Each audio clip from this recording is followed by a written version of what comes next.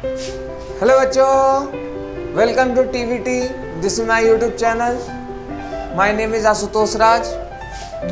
आज हम लोग बिहार बोर्ड के हिस्ट्री का nationalism in Europe 10th class की हिस्ट्री का आज हम लोग रिव्यू करेंगे। 10th क्लास की हिस्ट्री का फर्स्ट चैप्टर है यूरोप में राष्ट्रवाद, नेशनलिज्म। नेशनलिज्म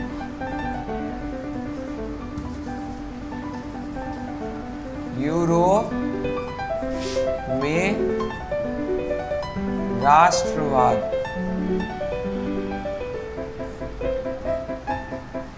यूरोप में राष्ट्रवाद। अब राष्ट्रवाद आया कहां से? आप लोग सुने होंगे। हमको तो लगता है कि किसी को नहीं पता होगा कि राष्ट्रवाद होता क्या है। बस खाली जब इंडिया पाकिस्तान का मैच होता है तो हम लोग खूब उत्साह के साथ, खुशी के साथ हम लोग उस मैच को देखते हैं, क्योंकि हमें देश प्रेम होता है। तो देश प्रेम को ही राष्ट्रवाद कहते हैं। लेकिन राष्ट्रवाद का उत्पत्ति हुआ कैसे? कुछ तो कारण होंगे ना, कि यूरोप जैसे जो आज दुनिया का सबसे बड़ा महादेश है उसमें नेशनलिज्म आया, यानी यूरोप में राष्ट्रवाद आया। तो राष्ट्रवाद आधुनिक विश्व की राजनीतिक जागृति का प्रतिफल है। राष्ट्रवाद आधुनिक विश्व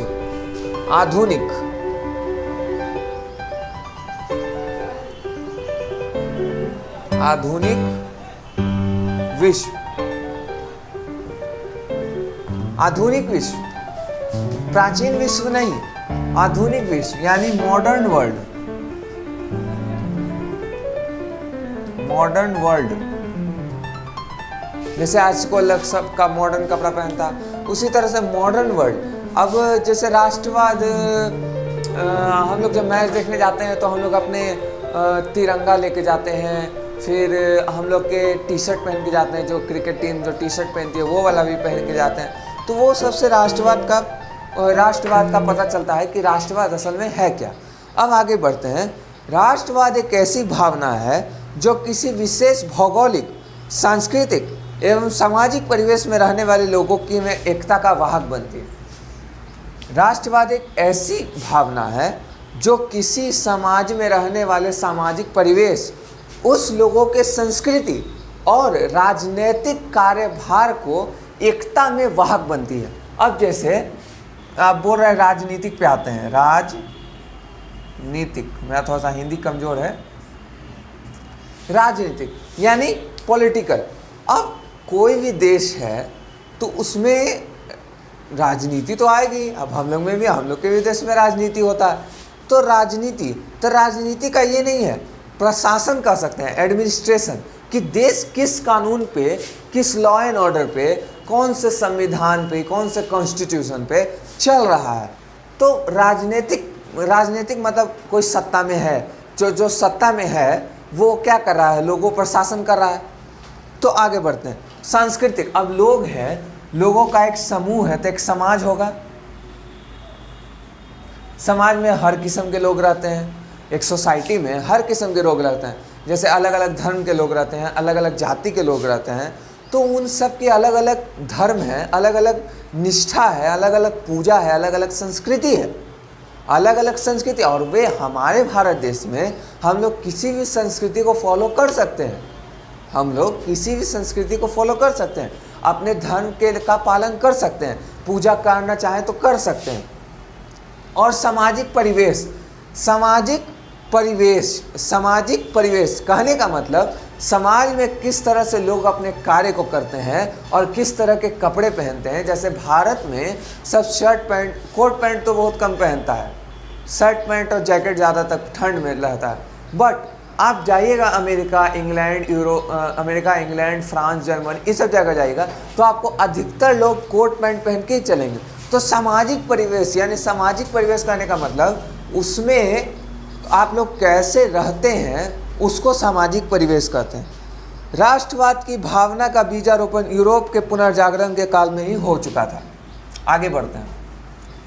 राष्ट्रवाद समझ में आ गया। राष्ट्रवाद एक ऐसी भावना है जो किसी सांस्कृतिक, भौगोलिक एवं सामाजिक परिवेश में लोगों में एकता का वाहक बनती है। अब आगे बोल रहा है राष्ट्रवाद की भावना का बीजारोपण यूरोप के पुनर्जागरण के काल से ही हो चुका था, परंतु 1789 ईस्वी की फ्रांसीसी क्रांति से उन्नत रूप से प्रकट हुआ। अब जैसे फ्रांस की क्रांति हुई थी, फ्रांस की क्रांति, फ्रांस में कोई आकर कब्जा कर लिया था किसी चीज़ का, उस पर मैं स्पेशल वीडियो बना दूंगा। तो 1789 ईस्वी में फ्रांसीसी क्रांति हुई। अब जैसे पहले लोग किसी राजा के अंडर काम करते थे, राजा जो बोलेगा वो मानेगा, लेकिन कभी कभी राजा भी तो अपना मनमानी करता है ना। तो फ्रांस में एक राजा मनमानी करने लगा, तो 1789 में फ्रांस की क्रांति हुई। जब ये क्रांति हुई और जब ये एडवर्टाइज हुआ, यानी कोई नोवेल में, कोई अखबार में छपा, तो सब लोगों के माइंड में आया कि आखिरकार ऐसा क्यों हुआ। तो वहीं से राष्ट्रवाद की शुरुआत हुई। 19वीं शताब्दी में उन्नत एवं आक्रामक रूप के में सामने आया। इस 19वीं शताब्दी यानी 1800 से 1900 चल रहा है। 19वीं शताब्दी में राष्ट्रवाद एकदम पूरा अच्छा तरीके से आया। यूरोप में राष्ट्रीयता की भावना के विकास में फ्रांस की राज्य क्रांति, तत्कालीन नेपोलियन के आक्रमणों ने महत्वपूर्ण योगदान दिया। अब यहाँ पे एक पॉइंट आता है,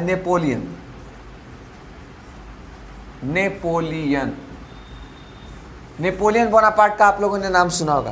नेपोलियन बोनापार्ट एक बहुत बड़ा महत्वाकांक्षी आदमी था, जो उसको लड़ाई के बिना उसका खाना ही नहीं पचता था। एकदम सिंपल बात, वो जब तक किसी से लड़ाई नहीं करता था, उसका प्रवृत्ति ऐसा था, आक्रामक प्रवृत्ति था, जब तक उसका लड़ाई नहीं करता था तब तक उसका मनोस्थिति ठीक नहीं रहता था। तो हर जगह लड़ाई करके हर चीज़ को जीतने का कोशिश करते रहता था।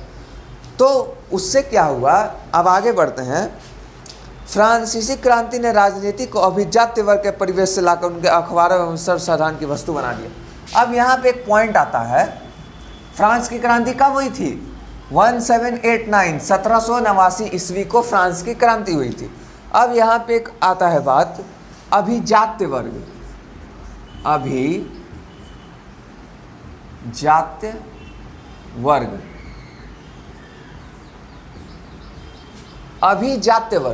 अभिजात्य वर्ग कहने का क्या अर्थ है?